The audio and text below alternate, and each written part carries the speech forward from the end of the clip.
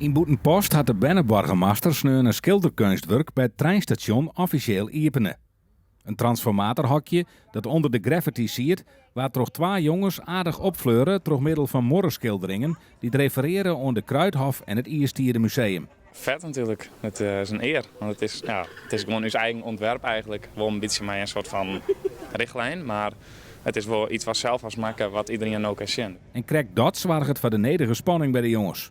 Het is natuurlijk wel spannend dat iedereen nou echt heel aandachtig naar gaat zien en eigenlijk een soort van on het beoordelen is of ze het leuk vinden of net. Wees gewoon wist is. Of de nieuwe morrenschildering de verzorging maakt dat er geen nieuwe graffiti spuiten wordt, is nog wel even afwachten. We gaan ervan uit dat mensen met de vingers ervan afblijven. En je kunt tegen een hele hoge prijs dat nog wel weer voorzien van een of andere laag waar graffiti dan moeilijk op blijft vastzitten. Dus dan regent het er op den duur weer vanaf. Maar uiteindelijk hebben we gezien de kosten daar niet voor gekozen.